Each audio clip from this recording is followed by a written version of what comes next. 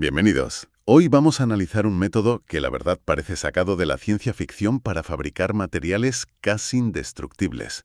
Hablamos del carburo de tungsteno cobalto, o WCCO, que es un compuesto clave que se usa en todo, desde las brocas que perforan hormigón hasta herramientas de corte industrial. Sí, es uno de esos materiales que no vemos, pero que son absolutamente fundamentales. Su dureza es tan extrema que, vamos, sin él, gran parte de la fabricación moderna simplemente no existiría. Y la gran pregunta siempre ha sido, ¿cómo podemos fabricar piezas con este supermaterial de una forma más inteligente? Exacto, más inteligente. Y para responder a eso, hoy vamos a desgranar a fondo un artículo de investigación del International Journal of Refractory Metals and Hard Materials. La misión de los investigadores es muy clara: usar la fabricación aditiva, lo que todos conocemos como impresión 3D, para producir estas piezas de forma más eficiente. Y sobre todo, sin los defectos que suelen arruinarlo todo. Es que el contexto aquí es crucial. A ver, la fabricación tradicional de estas piezas, la pulvimetalurgia, es un proceso de fuerza bruta. Imagina coger polvos de tungsteno y cobalto, prensarlos con una fuerza inmensa en un molde y luego hornearlos a temperaturas altísimas. Funciona, pero... Funciona, pero es increíblemente caro y genera una cantidad de desperdicios enorme. Claro. Porque a menudo solo necesitas esa dureza extrema en un punto muy concreto, como el filo de una herramienta, no en toda la pieza. Es como fabricar un martillo entero de diamante cuando solo necesitas la punta. Precisamente. Y ahí es donde la fabricación aditiva, la impresión 3D, es tan prometedora. Te permite construir formas complejas, depositar el material ultraduro solo donde lo necesitas, grano a grano. El problema es que, hasta ahora, los intentos han sido, bueno, bastante decepcionantes. ¿Por qué? Porque cuando usas polvo de WCO y lo fundes con un láser, el calor es tan intenso, tan directo, que literalmente descompone la química del material. El carburo de tungsteno, el WC, se degrada y crea compuestos que no quieres, como el W2C y grafito. Grafito, o sea, la mina de un lápiz. No es exactamente lo que buscas para una herramienta de corte industrial, no, para nada. Y encima, la pieza final suele quedar llena de poros y microgrietas que la debilitan. Es como intentar hacer un bizcocho perfecto con el horno a 1000 grados. Por fuera se quema y por dentro queda crudo y lleno de agujeros. Vale, entonces, si el problema es que el polvo se descompone por el calor directo del láser, se me ocurren dos caminos. O usas un láser menos potente, que quizá no funda bien el material, o cambias el material de partida por completo. Fueron por ahí los tiros. Pues fíjate, fueron por la segunda vía, y de una forma muy ingeniosa. En lugar de polvo, decidieron usar como material de partida varillas. Varillas sólidas de carburo cementado de alta calidad, ya fabricadas, ya perfectas. Pero el reto sigue ahí, ¿no? ¿Cómo fundes una varilla increíblemente dura de forma controlada para depositarla sobre otra pieza? Ahí está lo bueno. La solución que plantean es el método láser de hilo caliente. ¿Suena interesante? Es que es una idea brillante en su simplicidad. A ver, en lugar de que el láser haga todo el trabajo pesado, lo que hacen es precalentar la varilla. Le hacen pasar una corriente eléctrica, como en una tostadora. Ah, La varilla se ablanda, se pone al rojo vivo, y entonces el láser solo necesita un empujón de energía para fundir la punta y depositarla. claro. Menos energía del láser significa un proceso mucho más suave. Y menos riesgo de descomponer el material. Exacto. Vale, el planteamiento es sólido. Pero una cosa es la teoría y otra cómo aplicas el láser en la práctica. Probaron dos configuraciones, dos formas de atacar el material. La primera la podemos llamar el método de la varilla por delante. Es fácil de visualizar, la varilla avanza sobre la pieza base y el láser apunta desde atrás, incidiendo directamente sobre la parte de arriba de la varilla. Y el resultado fue, para ser directos, un desastre. Así de claro. Sí, una demostración de fuerza bruta fallida. El láser era como usar un soplete industrial para soldar un microchip. Destruía la química fina del material antes de poder construir nada útil. Sí, las imágenes del estudio son muy elocuentes. La pieza final estaba plagada de poros, de grietas. Las cámaras de alta velocidad que usaron captaron un festival de chispas y humo justo en el punto de impacto del láser. Vamos, un proceso visiblemente violento e inestable. El remedio fue peor que la enfermedad. Totalmente. Y el análisis posterior confirmó por qué. La irradiación directa del láser, incluso con la varilla precalentada, fue demasiado agresiva. El calor excesivo provocó justo lo que se quería evitar: la descomposición del carburo de tungsteno. Los análisis de difracción de rayos X, que son como una huella dactilar de los compuestos cristalinos, detectaron picos clarísimos de grafito y de SW2C, que no querían. La capa superior de la pieza llena de defectos. Primer intento, fracaso rotundo. Está claro que ese primer enfoque no iba a ninguna parte. Atacar el material de frente con el láser era demasiado destructivo. Así que imagino que el siguiente paso fue buscar un poco más de sutileza, ¿no? ¿Qué probaron después? Probaron a invertir los papeles en un enfoque mucho más indirecto. Lo llamaron el método del láser por delante. ¿Y eso cómo es? Ahora, el láser avanza primero, apuntando no a la varilla, sino al pequeño espacio que hay entre la base de la varilla y la pieza sobre la que se está construyendo.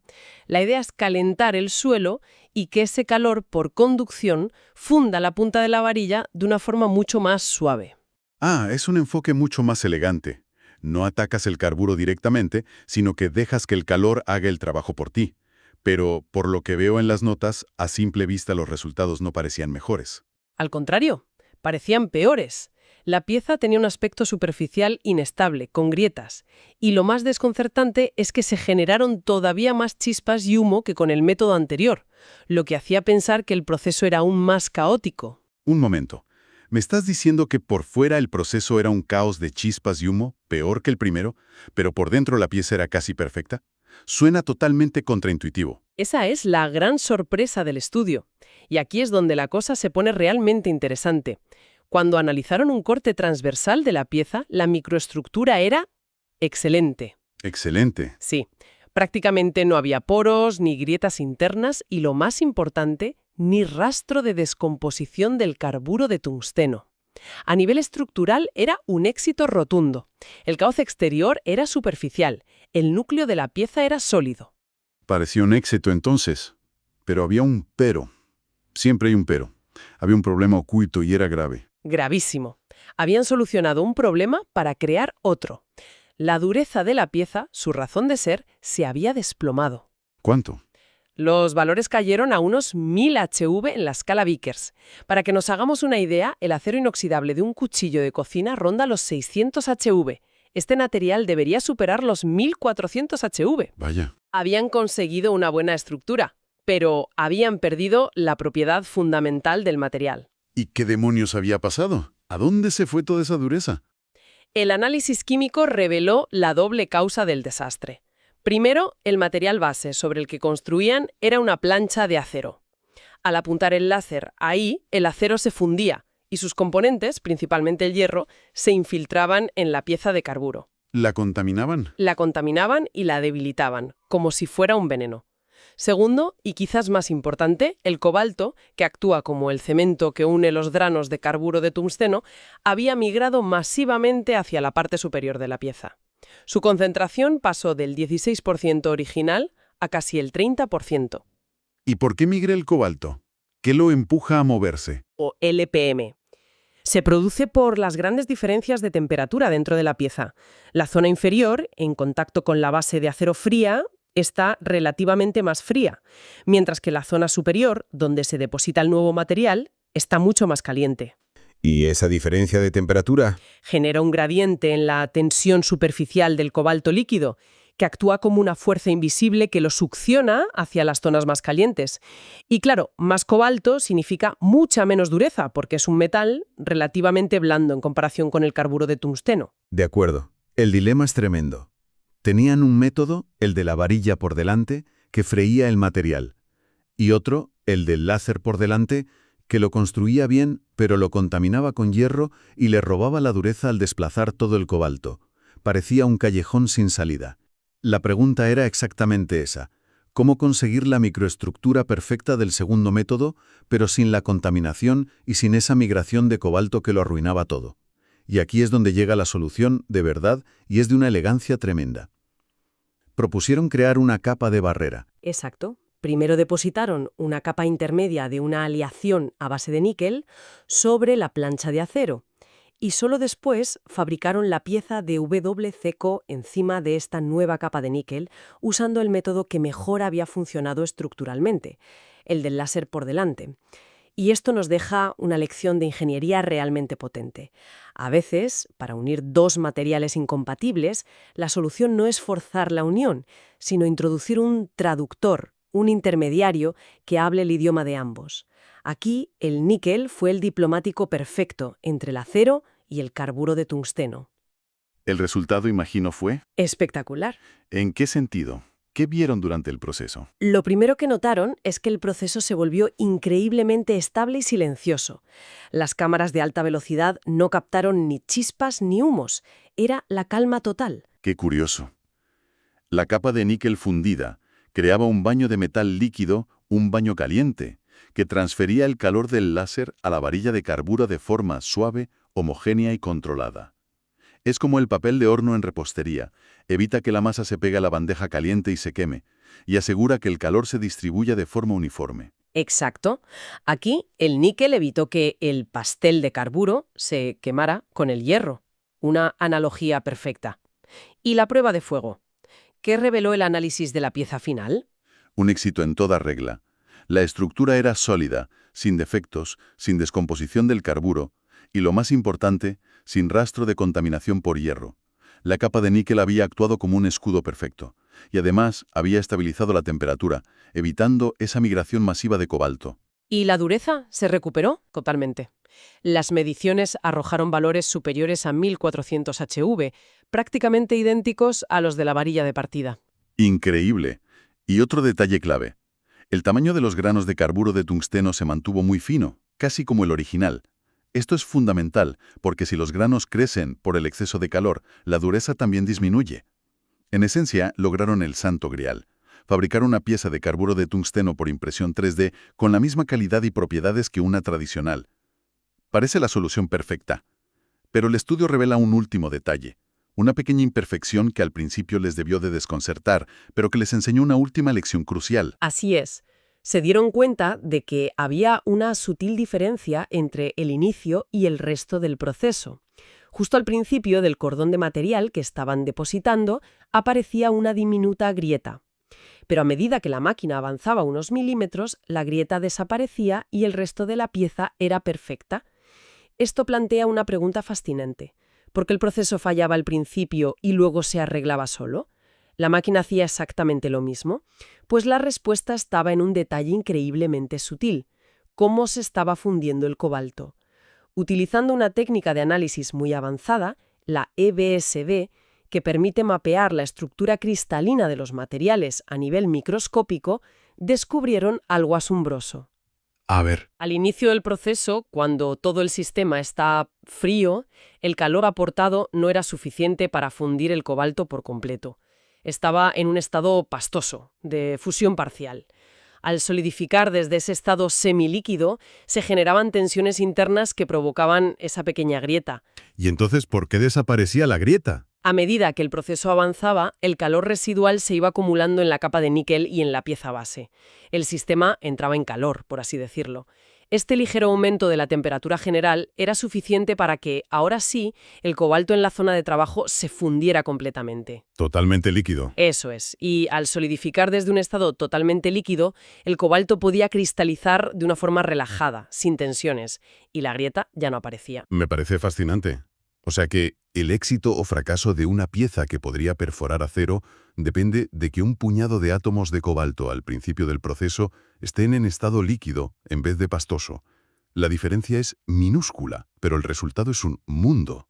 Esa es la lección final y más profunda del estudio. El control preciso de la temperatura es absolutamente vital. Hay una ventana de proceso muy estrecha para el éxito. La temperatura debe ser lo suficientemente alta para fundir completamente el cobalto y evitar tensiones, pero sin pasarse. Claro. Porque si te pasas, llegas al extremo de que los granos de carburo crecen o, peor aún, se descomponen. Es un equilibrio extraordinariamente delicado. Muy bien, hagamos un repaso final. El gran reto era imprimir en 3D materiales ultraduros como el carburo de tungsteno-cobalto, evitando los defectos que han plagado los intentos anteriores. Vimos que un calentamiento directo con láser incluso con el ingenioso método del hilo caliente, era demasiado abrasivo.